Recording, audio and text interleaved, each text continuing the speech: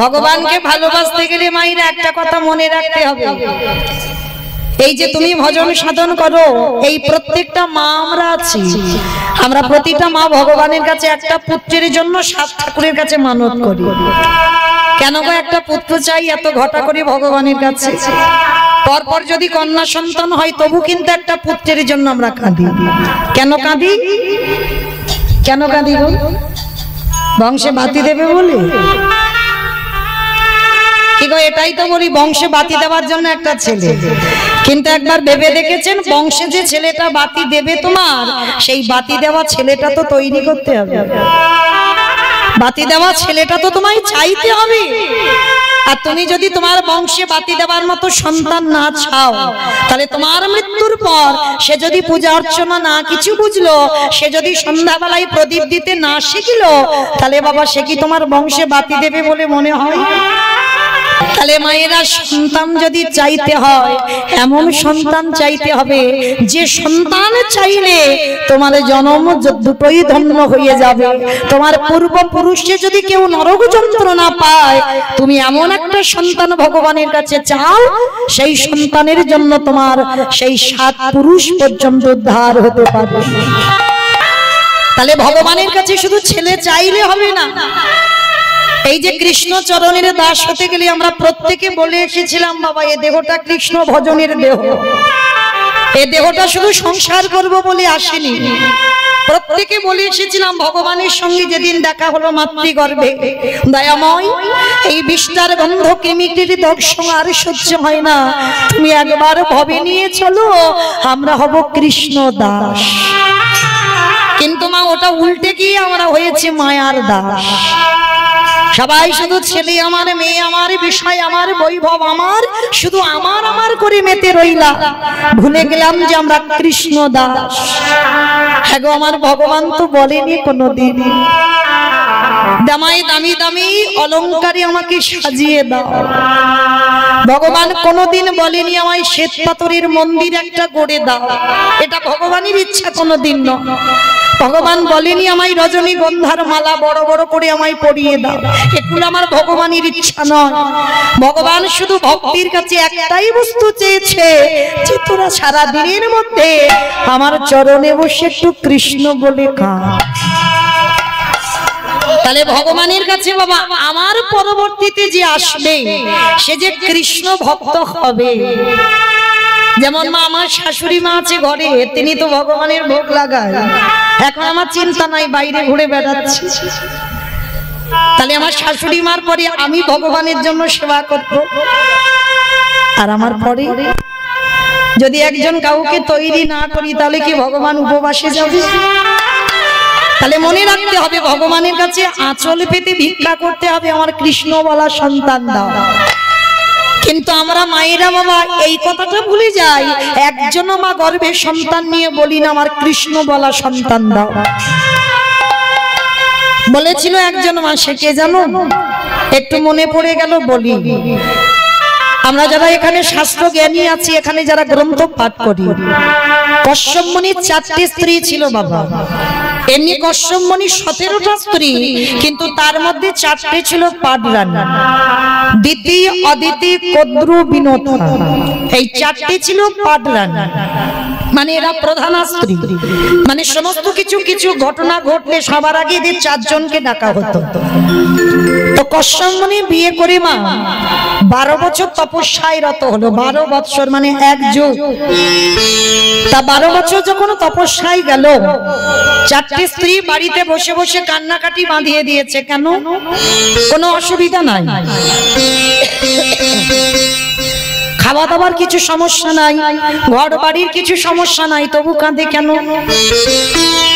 কারণ প্রত্যেকটা নারীর বাবা যদি সব সুখ থাকে, যদি একটা সুখ না হয়, সে মৃত্যুর আগের দিন পর্যন্ত কেঁদে বেড়ায়।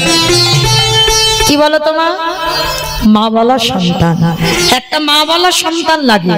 তো কশ্যপমুনি 4টে স্ত্রী বসে বসে ঘরে কাঁদছে, আর কশ্যপমুনি তপস্যায় বসে বাবা কিছুতে মন আসছে না, বারবার চঞ্চল হয়ে যাচ্ছে।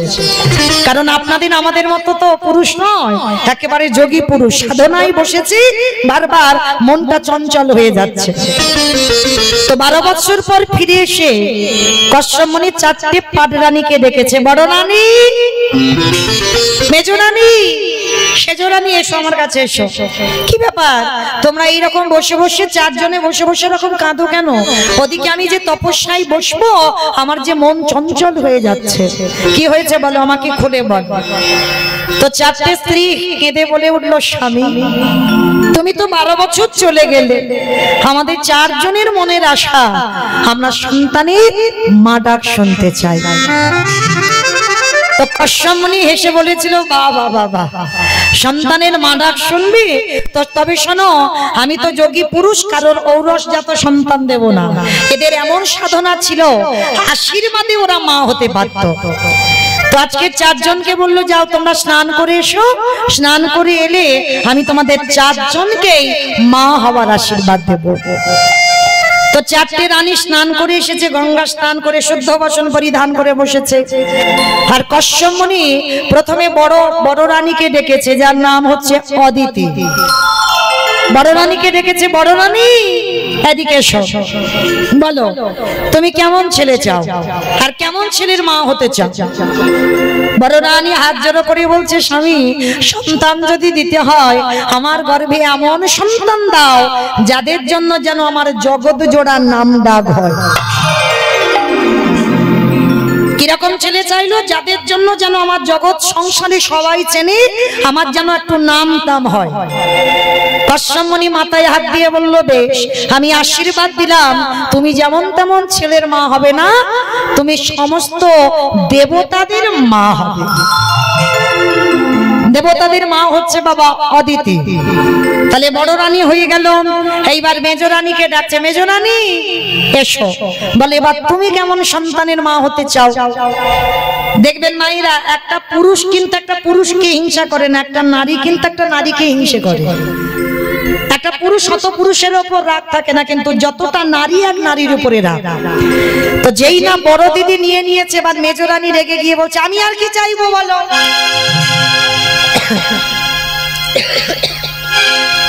তুমি তো বড় দিদিকে দিয়ে দিলে, আর আমার ভাগে কি আর কিছু আছে? কে বলেছে? কে বলেছে তোমার ভাগে কিছু নাই? বলো তুমি কেমন সন্তান চাও? মেজ রানী রেগে গিয়ে বলছে, ওই বড় রানীর উপরে রাগটা দেখাচ্ছে স্বামীর কাছে। শোনো, বড় দিদিকে তো দিয়ে দিলে বড় বড় আশীর্বাদটা, তাহলে আমার গর্ভে এমন ছেলে দাও যেন বড় দিদির থেকে আমার ছেলের আরো দ্বিগুণ শক্তিশালী হয়। কশ্যপমুনি চমকে উঠেছিল, সে কি গো, তুমি বড় দিদির হিংসায় জর্জরিত হয়ে এমন ছেলে চাইছো যে বড় দিদির থেকে তোমার ছেলেরা আরো দ্বিগুণ শক্তিশালী? বেশ, চেয়েছো যখন, আমি তোমার আশীর্বাদ দিলাম, তোমার গর্ভে যারা আসবে তারা হবে সবাই অসুর।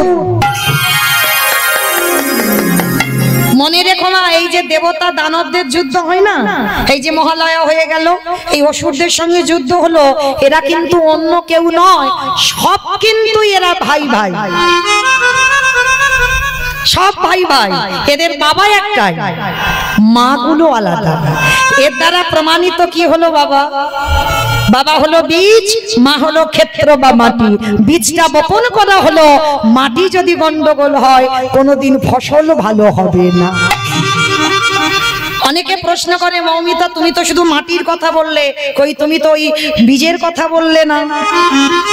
কিন্তু এটা যদি, তার জন্য তো প্রমাণ দিয়ে গেল শাস্ত্র। কশ্যপমুনির 4টে স্ত্রী ছিল, তাহলে বাবা তো একটাই ছিল, তাহলে বাবা যদি একটাই হলো, তাহলে ছেলেগুলো এইভাবে তৈরি হলো কেন?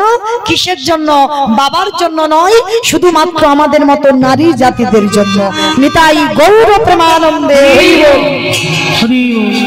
তাহলে নারীরা চাইতে জানে না, তাই তো সন্তান পায় না, ভালো ছেলের মা হয় না। তাহলে স্বামীর কাছে যে যাব, আমাদের চাইতে হবে, তেমন দিন, তেমন তিথি, তেমন সময় চাই, তবে তো তুমি সুসন্তানের জননী হবে। তাহলে বড় দিদির সন্তানরা হলো দেবতা আর মেজ দিদির সন্তানরা হলো অসুর। এবার তৃতীয় রানী মানে সেজ রানীকে ডেকেছে, ও সেজ রানী আর দেরি এসো, তোমার বড় দিদি মেজ দিদি নিয়ে নিল, এবার বলো তুমি কেমন ছেলে চাও। আর এরা দুজনে আগে নিয়ে নিয়েছে বলে বাবা সে তো রাগের মাথায় একেবারে সর্বশরীর যেন জ্বলছে।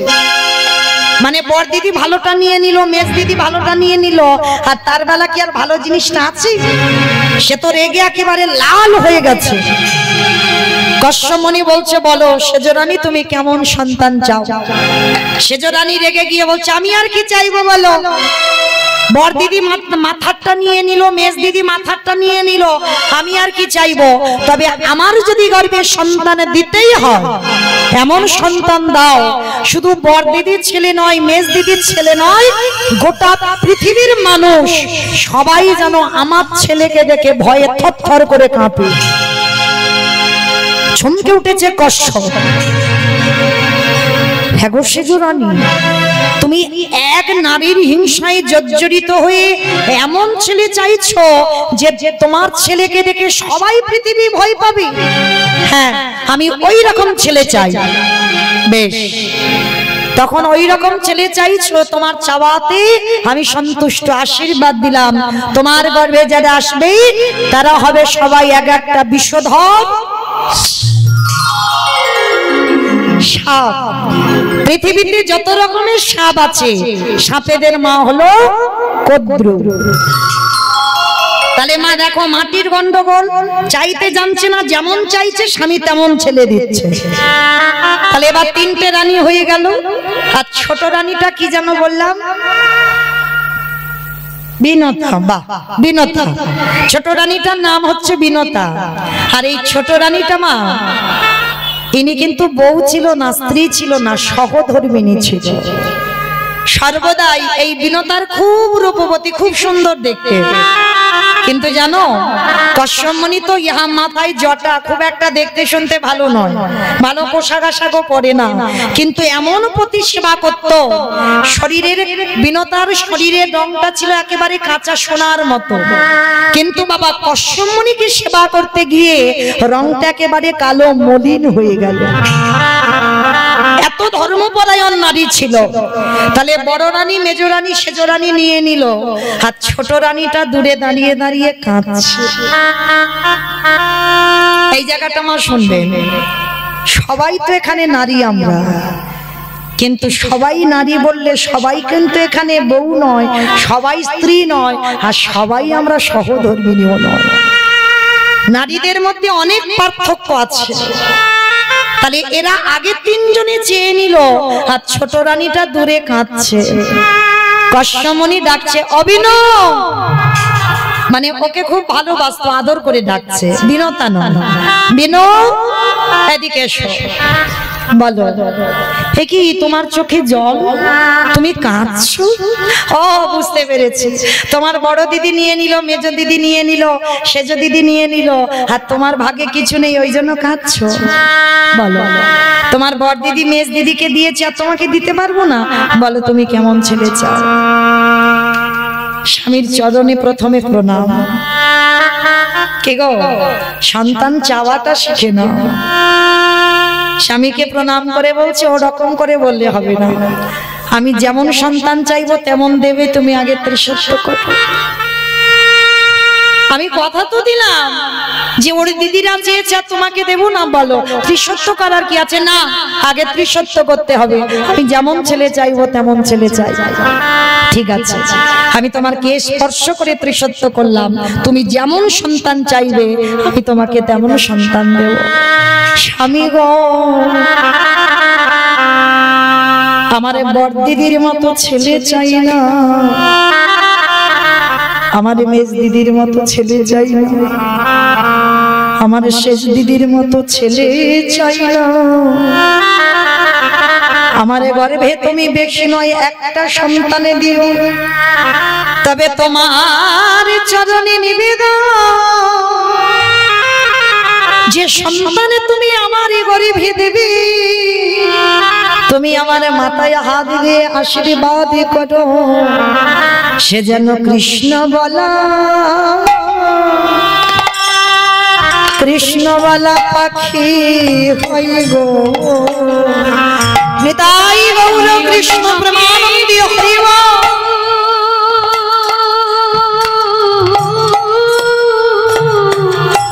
আর আমি অন্য কিছু চাই না, আমি অন্য কিছু চাই না গো।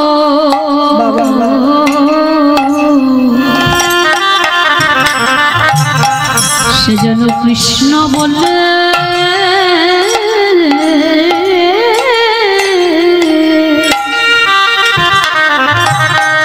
কাঁদিতে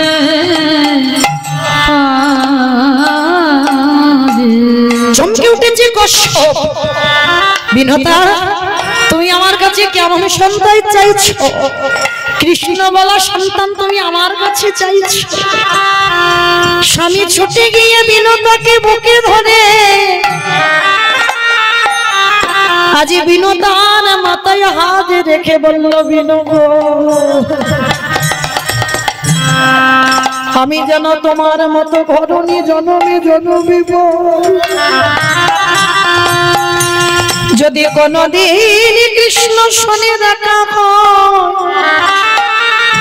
আমার কৃষ্ণকে জানাইয়ে দেব হে দয়াময়, আমি যেন বিনতার মতো ঘটনি পাই। শোনো বিনু, তোমার মাথায় হাত দিয়ে আমি বরি দিলাম, বেশি নয়, তুমি দুটো সন্তানের জননী হবে। এদের তো এত এত সন্তান দিয়েছে, আর বিনতার দুটো সন্তানের আশীর্বাদ দিল। একটা হবে গরুর পাখি, আরে একটা হবে অরুণ পাখি। এই অরুণ পাখিটা হলো সূর্যদেবের বাহন, আর গরুর পাখিটা কার বাহন গো? নারায়ণের বাহন, বিষ্ণু বাহন। তাহলে এমন সন্তান গর্ভে ধরলো, শুধু কৃষ্ণ বলে কাঁদবে নয়, কৃষ্ণ নাম বলবে নয়, আমার ভগবানকে কাঁধে কাঁধে নিতাই গৌর হরি বল হরি বল।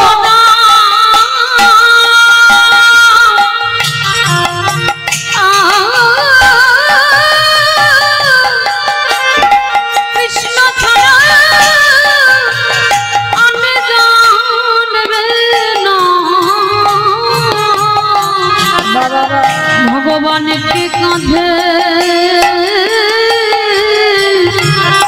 নিয়ে যাবে হাসতে। তবে মায়ের একটা কথা, অনেক অনেক ভক্তরা বলে, আচ্ছা বলো তো, কাঁদলে কৃপা হয় না হরি বললে কৃপা হয়? কোনটা কৃপা হয়? তাড়াতাড়ি কাঁদলে কৃপা হয় না হরি বললে কৃপা হয়? কেঁদে কেঁদে হরি বললে। বাহ, খুব বুদ্ধিমতী মা।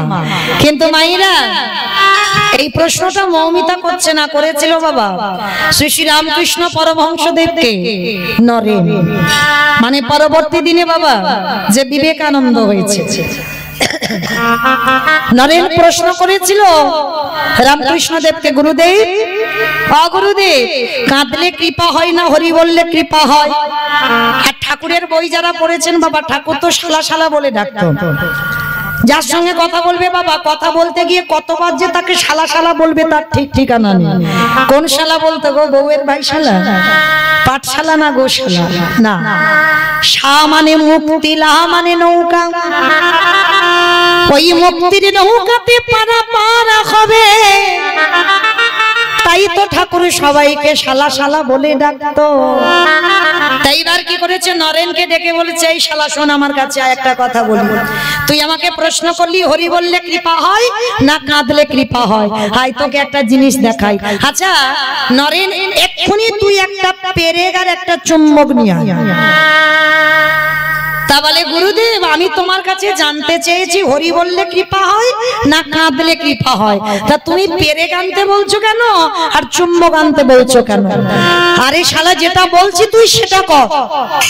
তা বলে কি করেছি ঠাকুরের কথা মতো বাবা এক হাতে একটা পেরেক এনেছে আর এক হাতে চুম্বক এনেছে, আর এনে যেই না ঠাকুরের কাছে দাঁড়িয়েছে ঠাকুরকে বলছে ঠাকুর এবার কি করব? বলে শোন এইবার চুম্বকটা পেরেকটা দুটো কাছাকাছি নিয়ে যা। তা যেই না কাছাকাছি নিয়েছে বাবা দুটোতে এক হয়ে যাবে। তা যেই না দুটো এক হয়েছে তা ঠাকুর বলছে আরে নরেন ওই পেরেকটা চুম্বককে টানলো না চুম্বকটা পেরেককে টানলো? বলে ঠাকুর এই জন্য তোমায় শুধু পাগলই বলে। আমি তো একটা সাধারণ কথা জানতে চেয়েছি হরি বললে কৃপা হয় না কাঁদলে কৃপা হয়, তুমি পেরেক আনতে বললে চুম্বক আনতে বললে আবার দুটোকে এক জায়গা দিলে আবার বলছে কে কাকে টানলো, এত প্রশ্ন কেন? বলে আরে শালা আমি বলছি শোন না আমি তোকে বলবো খুলে, আগে বল কে কাকে টানলো? বলে কেন চুম্বকটা পেরেককে টানলো।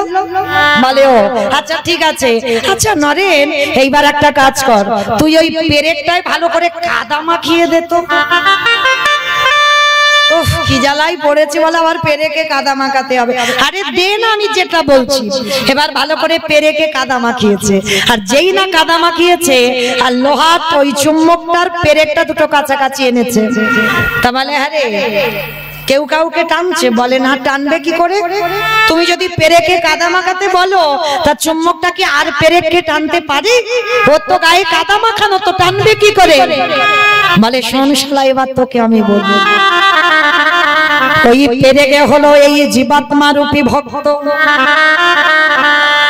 আর চুম্বক রূপী হলো আমার পরমাত্মা রূপী ভগবান। এই জীবাত্মা রূপী পেরেকে যদি কামনা বাসনার কাদা লেপনে থাকে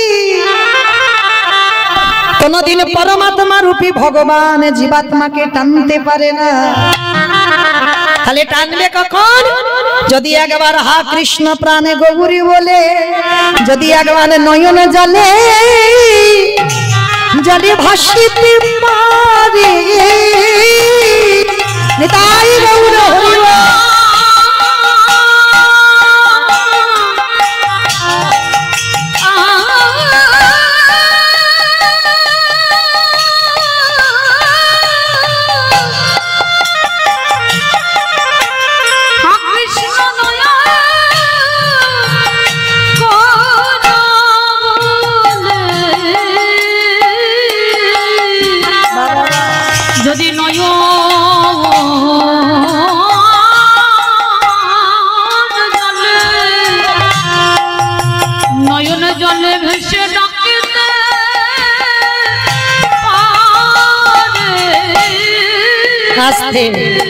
তাহলে জল দিয়ে বাবা পেরেকের কাদাটা ধুতে হবে, তবে তো পরমাত্মা রূপী ভগবান চুম্বক টানবে।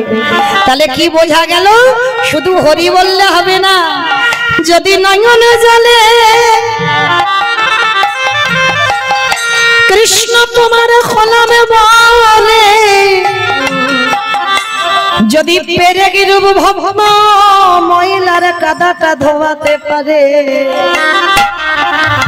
এই যে আমরা কাম কাঞ্চনে আসক্ত, বিষয়ে বিষয়ে আসক্ত, এই কলুষিত মনে ঈশ্বরের প্রতিফলন হবে না।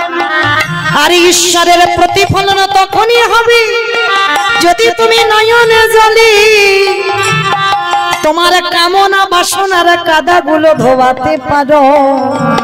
আমারে ভগবান কি থাকতে পারে? নিতাই গৌর হরি বল হরি বল।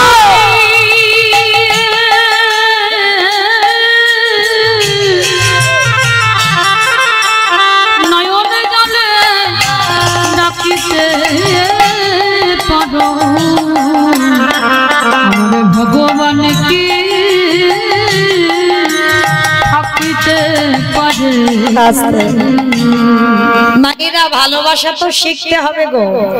যারা জগন্নাথ ধামে গেছো, পুরী ধামে গেছো, এই অনেক অনেক ভক্ত বলে না, বলে কর্ম করলে তবে তো খাওয়া হবে। হ্যাঁ গো, ভজন করলে কি খাওয়া হবে না? তার প্রমাণ তো বাবা নামাচার্য হরিদাস ঠাকুর। হরিদাস ঠাকুর প্রমাণ দেয়নি, কোনো কর্ম ছিল তার? সারাদিন শুধু নামের মালাতে জপ করতো, কোনো খাওয়া দাওয়ার ভাবনা নাই। যারা পুরীধামে যাবেন বাবা, পুরীধামে একটা জায়গা আছে গম্ভীরা, আর গম্ভীরার পাশেই আছে গো সিদ্ধ বকুল। দেখেছেন সিদ্ধ বকুল? কই কতজন দেখেছেন? একবার হাত তোলেন তো দেখি। বাবা বাবা, বড় ধন্যাতি ধন্য জায়গা। ওই যারা সিদ্ধ বকুলটাকে দেখেছেন, ওই বকুল গাছটাকে একবার পরশ করবেন যারা পরবর্তী দিনে যাবেন। এই সিদ্ধ বকুলটা কিভাবে জন্ম নিয়েছিল জানো? শুনে রাখো। এই হরিদাস ঠাকুর নাম করত, কোনদিন খাবার ভাবনা ভাবেনি। ভক্তরা দিয়ে যেত, যতটুকু লাগতো ততটুকু নিত। যে অনেক অনেক ফল দিয়েছে বাবা, সেগুলো সব বসে বসে খাবো না। মহাপ্রভু প্রতিজ্ঞা করেছিল, হরিদাস তোর খাবারের চিন্তা করতে হবে না, তোর খাবারের ভাবনা আমি করব। প্রতিদিন আমার মহাপ্রভু গম্ভীরা থেকে যেত জগন্নাথের কাছে। জগন্নাথের তো বাবা রাত 12টা পর্যন্ত ঘন্টার পর ঘন্টা শুধু ভোগ লাগানো হয়।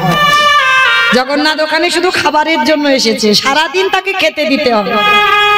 আর আমার চৈতন্য মহাপ্রভু ওই প্রতিদিন জগন্নাথের কাছে গিয়ে বাবা প্রসাদিনী নিজে আগে খেত না। হরিদাস তো রোদের বসে বসে নাম জপ করত, হরিদাসকে সে খাইয়ে যেত। মহাপ্রভু নিজের হাতে খাওয়াবার পর আবার হরিদাস নামে বসে যেত। তো আজকের বাবা সকালবেলা মহাপ্রভু গেছে জগন্নাথের কাছে প্রসাদী আনতে, আর প্রসাদী স্বরূপ আমার মহাপ্রভুর হাতে কি দিয়েছে জানো? একটা বকুলের দাঁতন কাঠি। মানে জগন্নাথ দাঁত মাজে কিসে করে না, ওই একটা বকুল গাছের একটা টুকরো সেইটা জগন্নাথকে দিয়েছে দাঁত মাজার জন্য। তাই এবার কি করেছে, মহাপ্রভুর হাতে ওই প্রসাদীটাই পড়েছে, ওই বকুলের একটা টুকরো। তা যেই না পড়েছে, যাই হোক এইটাই আজকের হরিদাসের ভাগে হয়তো ছিল। তো কোনো প্রসাদী নয়, তো ওই প্রসাদীটা এনে হরিদাস তো নাম জপ করছে, ওই বকুলের কাঠিটা এনে হরিদাসকে দিয়েছে। হরিদাস এই নাও, এইটা তোমার জন্য আজকের প্রসাদী আমি পেয়েছি, ভালো কিছু পাইনি। ভক্ত তো, তো সেই বকুল কাঠিটা ভেঙে অর্ধেকটা প্রসাদী হিসাবে খেয়েছে। আর অনেকটা প্রসাদী তো, তা দাঁতন কাঠি একটুখানি বাকি ছিল, সেইটা ওই মাটিতে পুঁতে দিয়েছে। একটুখানি বাকি ছিল, ওইটা মাটিতে পুঁতে দিয়েছে। আর যখনই মাটিতে পুঁতে দিয়েছে গো, হরিদাস নাম জপ করছে, এত রোদ উঠেছে, এত রোদ। মহাপ্রভু আর থাকতে পারছি, আমার ভক্ত হরি নাম করছি, এত ভক্তের কষ্ট হচ্ছে। ভগবান গম্ভীরায় বসে থাকতে পারছি। ভগবান কি করেছে, তার লীলা এমনই লীলা। ওই যে কাঠিটা মাটিতে পুঁতে দিয়েছে না, আপনি থেকে চোখের নিমিষে বাবা একটা বড় বকুল গাছ হয়ে গেছে। হরিদাস কিন্তু জানে না, নাম জপ করে যাচ্ছে নয়ন মোদিত করে। আর ওই বকুল গাছের পাতাগুলো হরিদাসকে আচ্ছাদন করে দিয়েছে। হরিদাস চেয়ে দেখে না, আমার গায়ে আর রোদের হামলা লাগে না, আর রোদ লাগছে না, ছায়া হয়ে গেছে। যেই না তাকিয়েছে, দেখে না হঠাৎ বাবা সামনে একটা বড় বকুল গাছ। তো নামের মালাটা রেখে প্রভুর কাছে গিয়ে গম্ভীরায় প্রশ্ন করছে, গৌরহরি আমি তো যেখানে ছিলাম খোলা মাঠ, কিছু তো ছিল না, তাহলে ওই বকুল গাছটা কি করে হলো? হরিদাসে কি বুকে জড়াইয়ে ধরে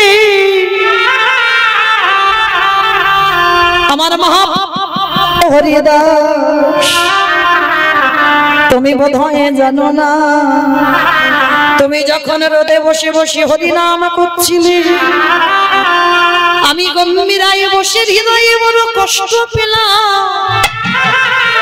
আমার জগন্নাথের যে দাঁতন কাঠি, তার থেকে ওই বকুল গাছের জন্ম হয়ে গেল তোমাকে আচ্ছাদন করবার জন্য। কারণ ওই গাছটা যেমন তেমন গাছ নয়, ভক্ত যাতে কষ্ট না পায় তার জন্য ভগবান কৃপা করে ওই বকুল গাছটাকে সৃষ্টি করে দিল। নিতাই গৌর হরি বল। কেন জানো হরিদাস, আমি তোমাকে আচ্ছাদন করে দিলাম, তুমি যদি কষ্ট পাও বলো বলো কে আমারে গে, কে আমারে হরি নাম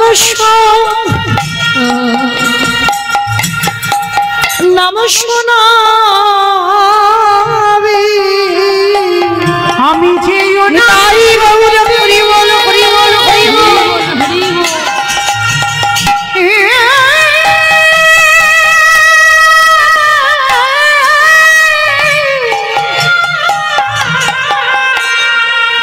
আমি যে নাম শুনিতে বড়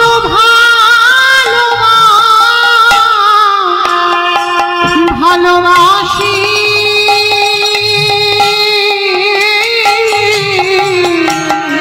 বলো কেন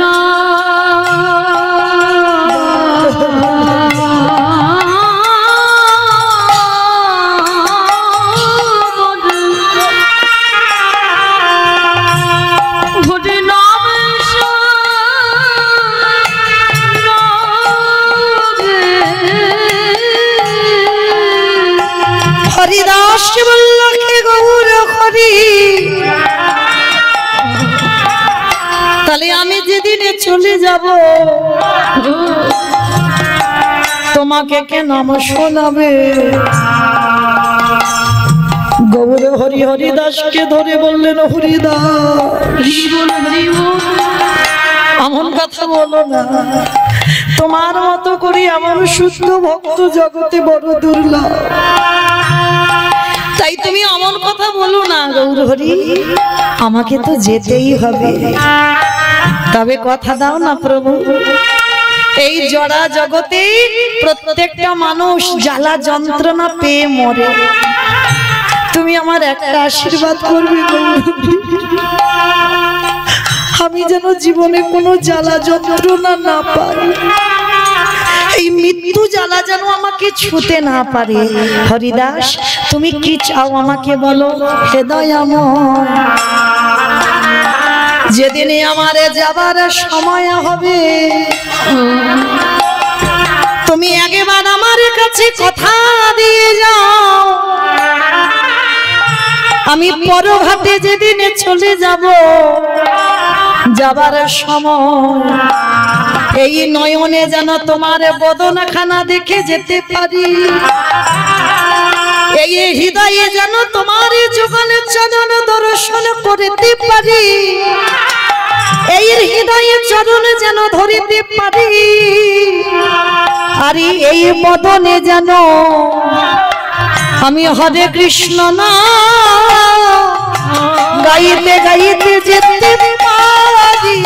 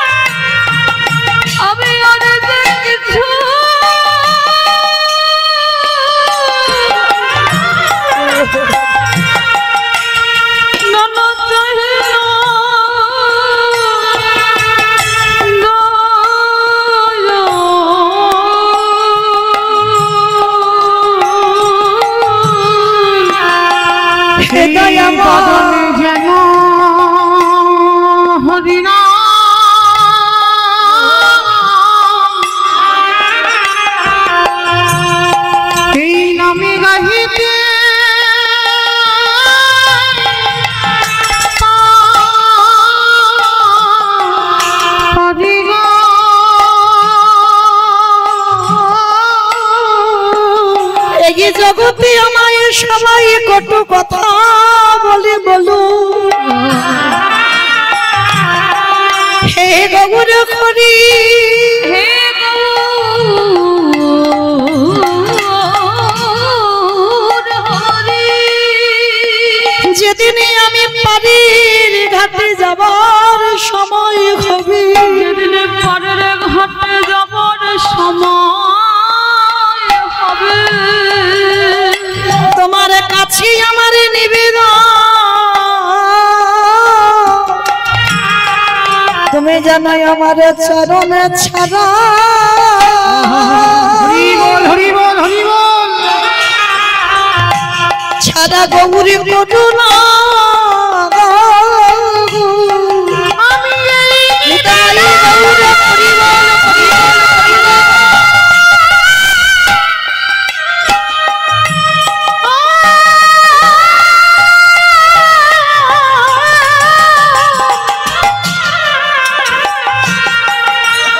আমি এই নিবেদন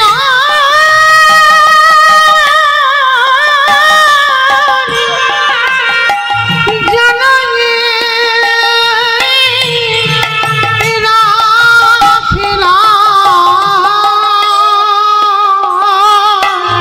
গৌরে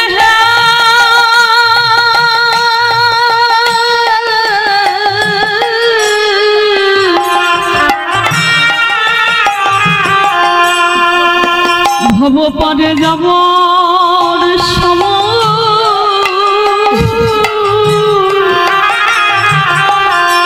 যেন গৌরে বলে কাঁদবে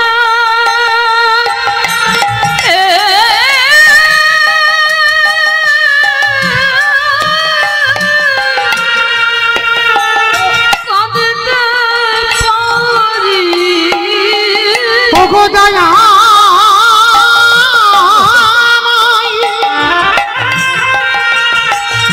আমার এই জন্মে আর হলো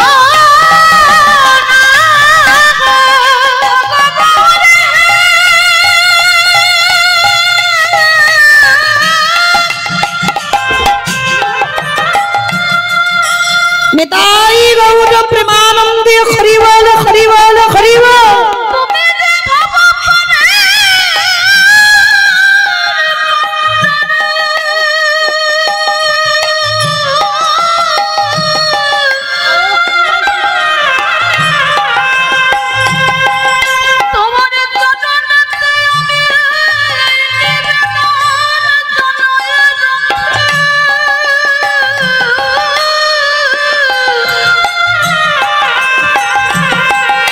যেন শেষের দিনে মৌরে বলতে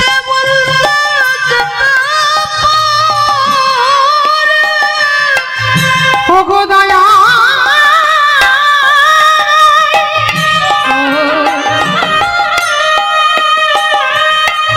বড় জনমে বলে যদি কিছু থাকে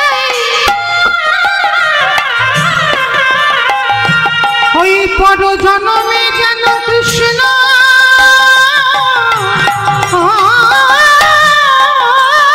বলে সেদিন হাব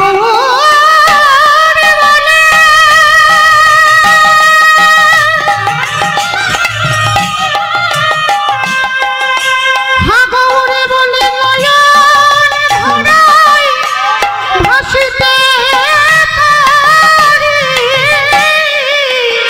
আমি যে আর তো কিছু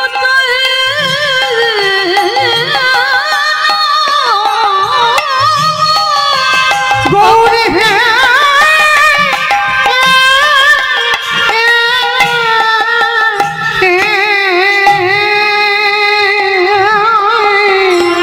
তুমি যেন চরণে ছাড়া হরি বল হরি বল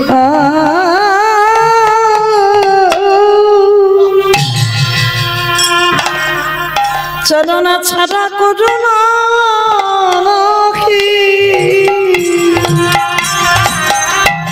আমার ওই চরণে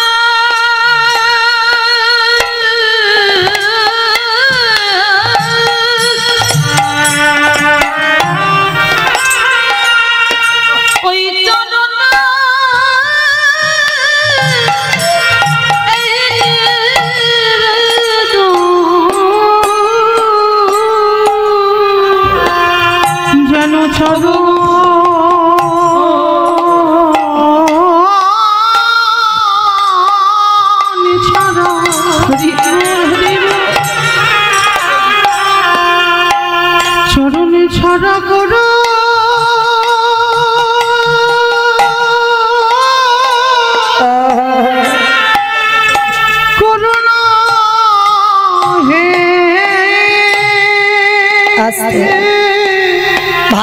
ভালোবাসতে হয় বাবা এইরকম করে ভালোবাসতে হবে।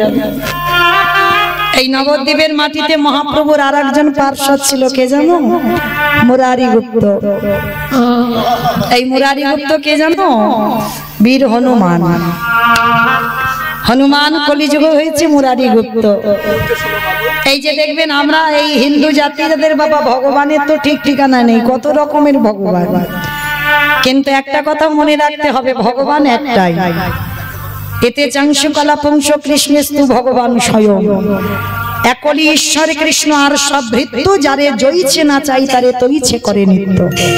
কৃষ্ণ একা স্বয়ং ভগবান, আর যারা আছে দেব দেবী এরা সব ভৃত্য। ভৃত্য মানে ভগবানের চাকর।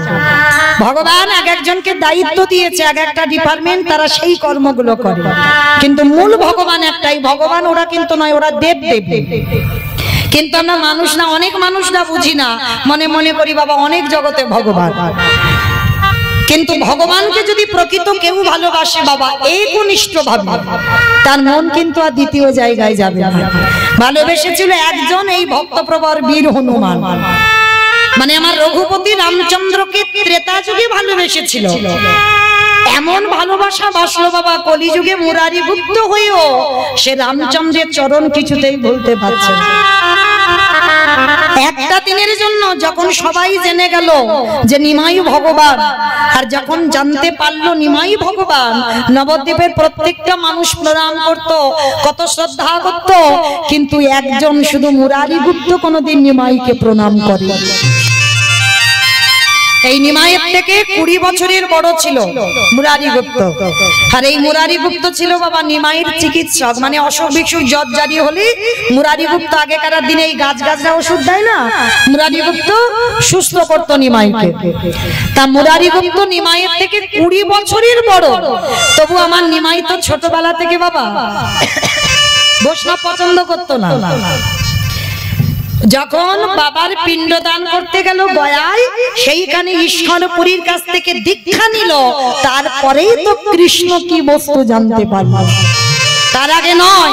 তার আগে বাবা দেখবেন বৈষ্ণবরা যদি রাস্তায় যেত, নিমাই পিছন থেকে বাবা ধুতির কাঁচা টেনে খুলে দিত, মানে এত বদমাশ ছিল, এত দুষ্টু ছিল নিমাই। তো সেই নিমাই একদিন মুরারিকে প্রশ্ন করেছিল, মুরারি, ও মুরারি, সবাই তো আমাকে প্রণাম করে, সবাই তো স্বীকার করে যে আমি নাকি ভগবান, রাধা কৃষ্ণ একাত্মা দুই দেহ ধরি, অনন্য বিলাস রস আস্বাদন করি, এই দুই ভাব এবে চৈতন্য মশাই, ভাব রস আস্বাদিতে দোহে কোথায়। সেই গোলকে রাধা কৃষ্ণ কলিযুগে নাকি গৌর হয়েছে, সবাই মানে। আচ্ছা মুরারি, ওই কোনদিন তো তোমাকে প্রণাম করতে দেখলাম না, তুমি কি তার মানে বিশ্বাস করো না আমি সেই ব্রজেন্দ্র নন্দন কৃষ্ণ? কথাটা শুনে বাবা মুরারি হেসে উঠেছিল। এই গে শোনো, হাজারবার বললেও সবাই জানে না, তাই তোমায় প্রণাম করে, কিন্তু আমি তো একজনকে ভালোবাসি, আমি তোমাকে প্রণাম করব কি করে? আমি তো তোমাকে প্রণাম করতে পারবো না। সেদিনটা নিমাই কিছু বলেনি, সবাই লোকজন ছিল তো কিছু বললো না। একদিন দিনের বেলা ওই মুরারি গুপ্ত রাস্তা দিয়ে গুনগুন করে গান করতে করতে যাচ্ছে, আর পিছন থেকে নিমাই এসে বলছে, কি গো, তোমার ভিতরে একরকম চেহারা আর বাইরের একরকম চেহারা কেন? যেই না কথাটা বলেছে মুরারি গুপ্ত চমকে উঠেছে, আমার ভিতরে একরকম বাইরে একরকম, মানে কি বলতে চাচ্ছ নিমাই? বলে তুমি কি মনে করেছো আমি কিছু জানি না? তুমি ঘরে কি করো আর বাইরে কি করো? যেই না কথাটা বলেছে, তা মুরারি গুপ্ত মনে মনে করছে, তার মানে আমি ঘরের ভিতরে আমি আমার রঘুপতি রামচন্দ্রকে ভজন করি, নিমাই জানলো কি করি? কারণ বুঝতে পারছে না যে এই রঘুপতি রামচন্দ্র সেই তো কলিকালে হয়েছে নিমাই। তো মুরারি গুপ্ত সর্বদা কোনদিন কৃষ্ণ প্রণাম নয়, কোনদিন আমার মহাপ্রভুকে প্রণাম নয়, তার একটাই আরাধ্য দেবতা ঘরে নিরজনে পড়ত, যেটা হলো রঘুপতি রামচন্দ্র। তা একদিন আমার নিমাই গিয়ে বলছে, মুরারি, তুমি কি জানো না যেই নারায়ণ, যেই রাম, যেই কৃষ্ণ, সেই তো আমি নিমাই। বলে, হে দয়াময়, তুমি যদি আমার রঘুপতি রামচন্দ্র হও, তাহলে একবারে কৃপা করে তুমি আমার দরজার সামনে তেরি ধনুক নিয়ে একবারে দাদা দেখি নিতাই গৌর হরি বল হরি বল।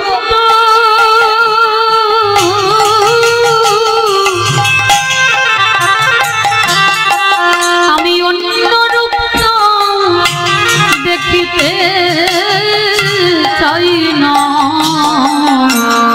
একবার তেমন করে রাম হয়ে দাঁড়াও দেখি। আস্তে তা মহাপ্রভু বলছি মুরারি আমি তো নিজে মুখে বলছি আমি রামচন্দ্র, তাহলে আমাকে প্রণাম করলে হবে না? বলে না, আমার দেহ মন প্রাণে জীবন যৌবন আমারে বলতে যা কিছু আছে আমি রামের চরণে দিলাম। আর আমি যখন একজনের কাছে সমর্পণ হয়ে গেছি, ও প্রণাম করলে তো কিছু দিতে হবে, তো আমার কাছে কিছু থাকবে না তোমাকে দেব? আমার কাছে যা আছে আমি তো সব রামকে দিয়ে দিয়েছি।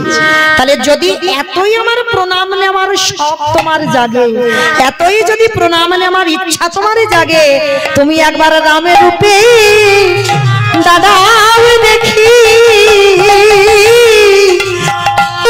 হরি বল হরি বল।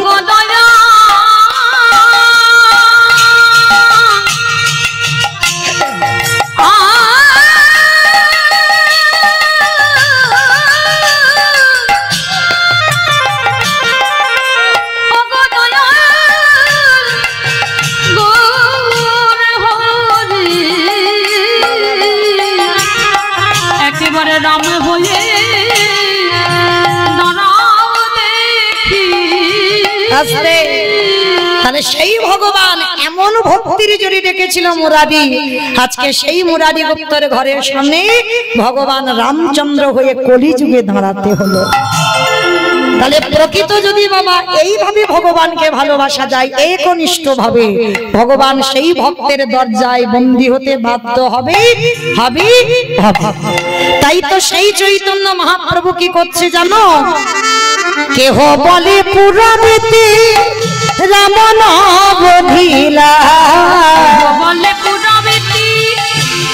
আস্তে অমাইরা ভগবানের লীলা শুনতে গেলে তো একটু কাজকর্ম করতে হয়, মনে আছে তো?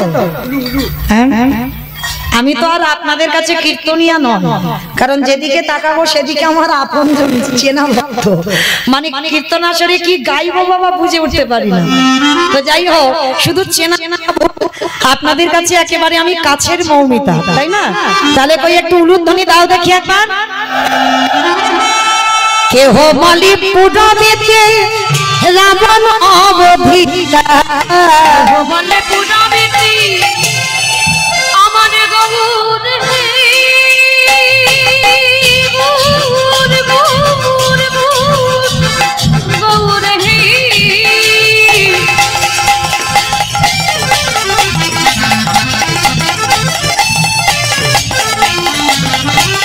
গোড়া গোড়া গোড়া গোড়া রে গোড়া, ওই নদী আর নিতাই গৌর হরি আমার প্রাণের গোড়া। কেহ বলে পুরাবেতি রাবণ অবধিলা, গোলকের বৈভব লীলা প্রকাশ করিলা, এই গোলকের বৈভব লীলা প্রকাশ করিলা, এই গোলকের বৈভব লীলা প্রকাশ করিলা। শ্রী রাধারে ভাবে এবে গোটায় গোটাঙ্গা, রাধারে ভাবে নেবে গোটা গবতা, আমি শ্রী রাধারে ভাবে নেবে গোটা গবতা, রাধারে ভাবে নেবে গোটা গবতা।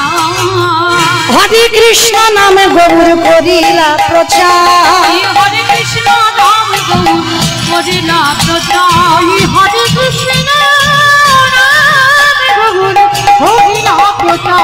এইবার লীলা প্রকাশ হলো, এইবার লীলা প্রকাশ হলো, এইবার লীলা প্রকাশ হলো, এইবার লীলা প্রকাশ হলো। গোলকের বৈভব লীলা প্রকাশ করিলাম গোলকের বৈভব লীলা প্রকাশ করিলাম বাসুদেব কষ্টকে করি জোড়হার অগজে সেই কৃষ্ণ সেই তো জগন্নাথ সেই তো জগন্নাথ বাসুদেব ঘোষে আহে এইবারে লীলা প্রকাশ হল বাসুদেব ঘোষে কহে এইবারে লীলা প্রকাশ হলো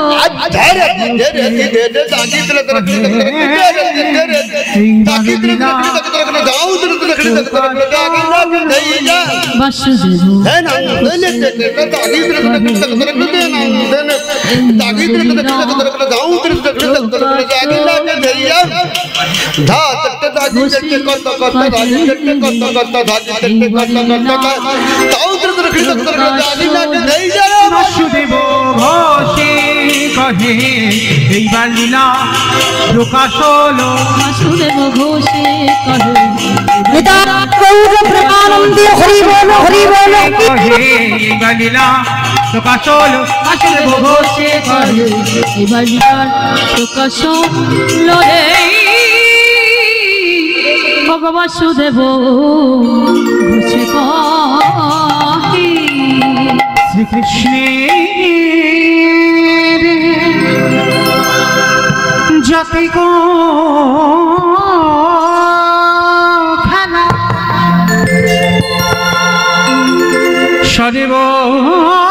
সর্বোত্তম নরলীলা নর বপু তাহার স্বরূপ গোপবেশ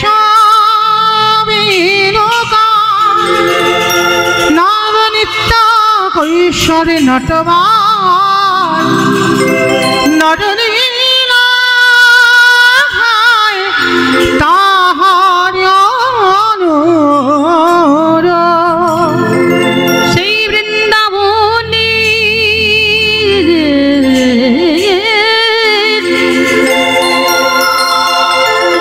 বৃন্দাবনে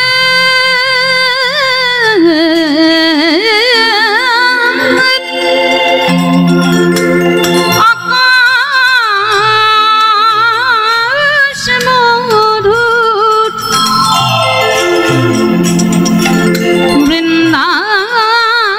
বৃন্দাবনের বাতাস মধুর hello check hello check testing hello সেই মধুময় বৃন্দাবনে প্রাণে গোবিন্দ কত লীলা করে দেখো লীলা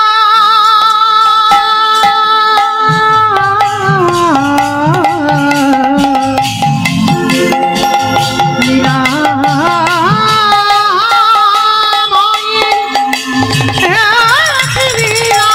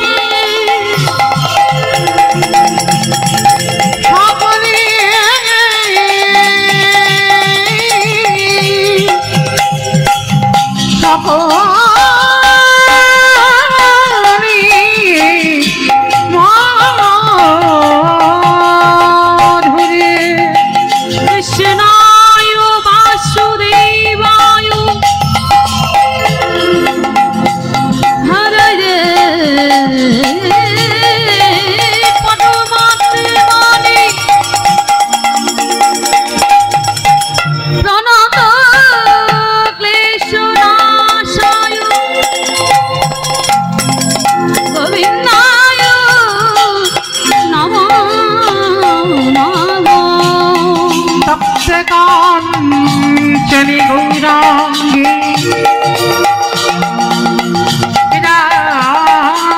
राधे रम्यावैश्वरी वृषभानि सुतदेवी तंगे नमामि हरे प्रिय नमस्ते नरसिंहाय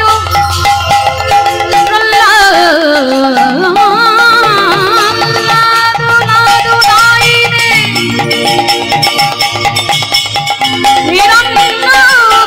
हिरण्यकशिपुर्वक्षः शिलाटङ्कना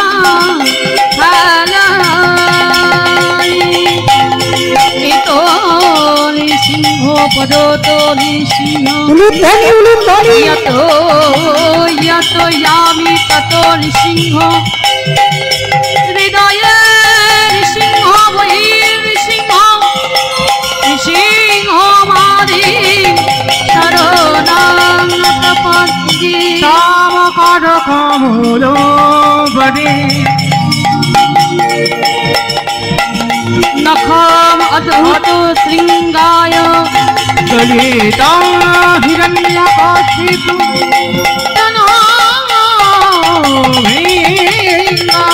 আমার চৈতন্যের গোটাকে তারাই অমৃত রাহুরি বাদনে ভরে একেবারে সবাই বলুন নেতাই গৌর হরে वन्दे नन्दव्रजश्रिनं पादरेणुमभीक्षसा व्यासं हरि सततगीतं प्रणति भुवनत्रया वन्दे नन्दव्रजश्रिना पादरेणुमभीक्षसा यशं हरि कनकोदिकारे भुवनत्रया व्यासं हरि कथगीतं प्रणति भुवनत्रया वन्दे नन्दव्रजश्रिना पादरेणुमभीक्षसा यशं हरि कनकोदिकारे भुवनत्रया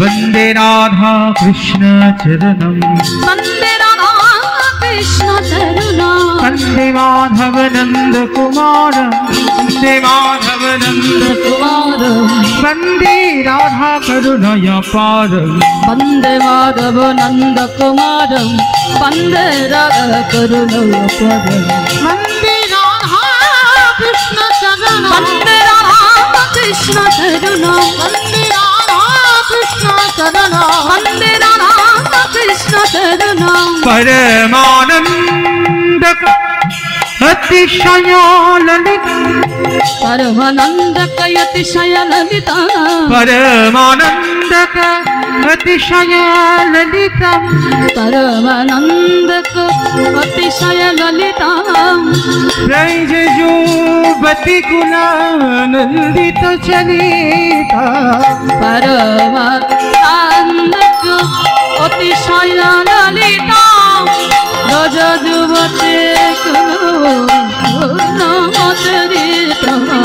वन्दे राधा कृष्ण चरण वन्दे राधा कृष्ण चरणं वन्दे माधव नंद कुमार वन्दे राधा कृष्ण चरणं वन्दे राधा कृष्ण चरणं वन्दे राधा कृष्ण चरणं वन्दे राधा कृष्ण चरणं वन्दे राधा कृष्ण चरणं वन्दे राधा कृष्ण चरणं वन्दे राधा वन्दे राधा कृष्ण चरणं वन्दे राधा कृष्ण चरणं वन्दे राधा कृष्ण चरणं वन्दे राधा कृष्ण चरणं वन्दे राधा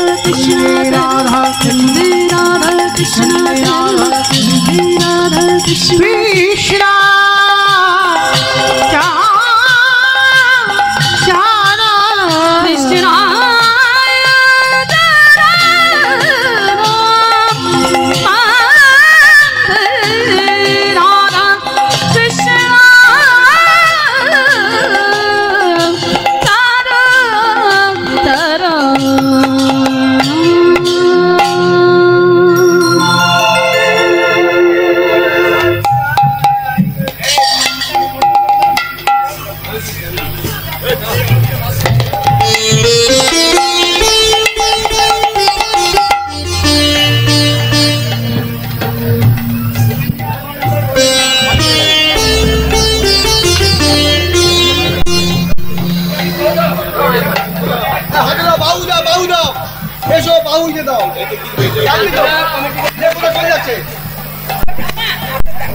আচ্ছা আচ্ছা কি নাম বলে রাধে আমার এই মা মিনতি মণ্ডল আমাকে একটা উড়ানি দান করেছেন, তবে দান গ্রহণ করবার মতো ক্ষমতা যোগ্যতা নাই, তবু রাধারানীর চরণে দিলাম।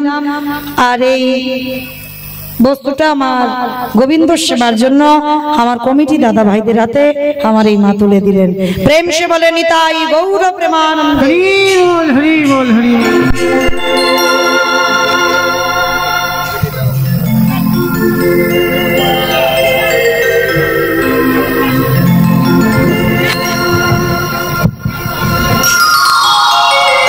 রাধে কাগজটা দাও।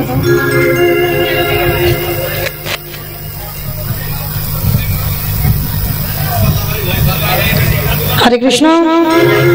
আজকের এই লীলার ব্যয়ভার বহন করছেন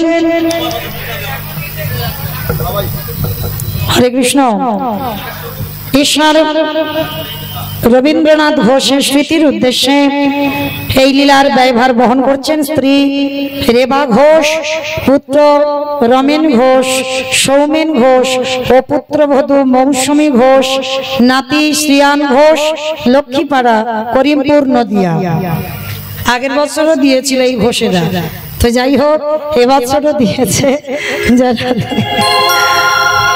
মানে এদের একটা টান থাকে, তো ওই জন্য খুঁজে খুঁজে আমায় বের করেছে। তো যাই হোক আজকে রাধারানীর কাছে প্রার্থনা করব যে মনের বাসনা নিয়ে আজকের এই লীলার ব্যয়ভার বহন করছেন ভক্ত রুই দাস। তো আজকের আমাদের আস্বাদন হবে ভক্ত রুই দাস। তো আজকে সেই লীলা উৎসর্গ করেছেন রাধারানীর চরণে। আমার রাধারানীর কাছে প্রার্থনা করব আমার রাধারানী যেন ভক্তের মনোবাসনা করে দেন। প্রেম নিতাই গৌর প্রেমানন্দে হরি বল। চলেন আজকের আমরা সবাই আজকের এই সুরধ্বনির তীর ধরে আজকে লীলায় যাব, তাই তো? তো চলেন আজকের আমরা ভক্ত রুই দাসের কথা শুনবো। তো এতক্ষণ যখন আমরা নবধ্বনির তীরে ছিলাম, এবার দেখি একবার বৃন্দাবনে যাবার পথে সুরধ্বনির তীর ধরে যাই। একটু উলুধ্বনি দাও তো দেখি।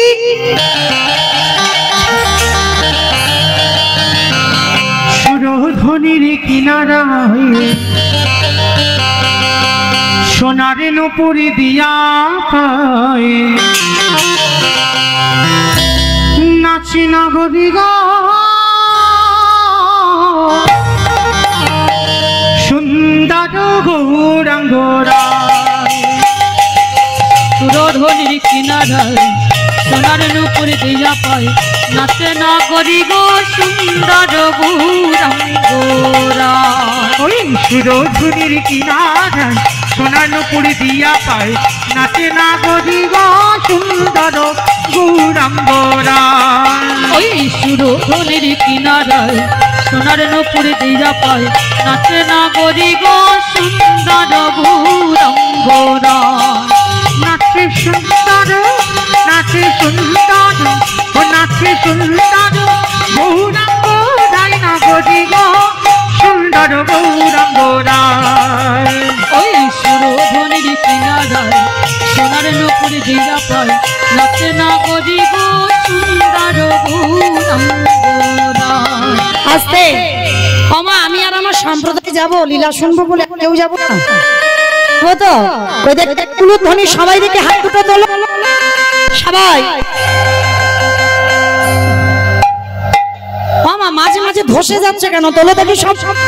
হরি বল, একসঙ্গে তালে তালে করো তালি, কেমন? একসঙ্গে সুন্দর কপালে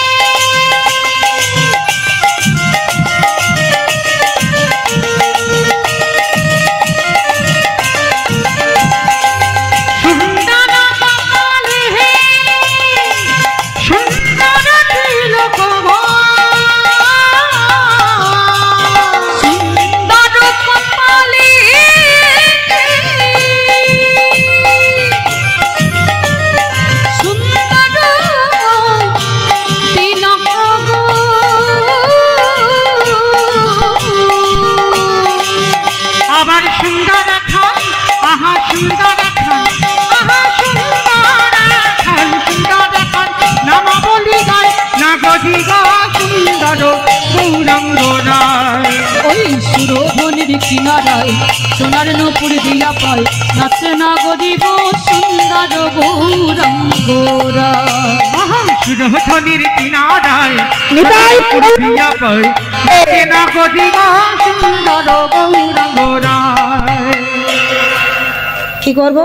নাচাতে গেলে এদিকে লীলা হবে না, কালকে শেষে হবে, কেমন? বাকি রইল, কালকে শেষে আছি তো, কালকে আর কেউ বলবে না, আর কেউ কিছু হবে না। চলো আজকে সবাই পৌঁছে গেলাম, আজকের আমরা লীলায়।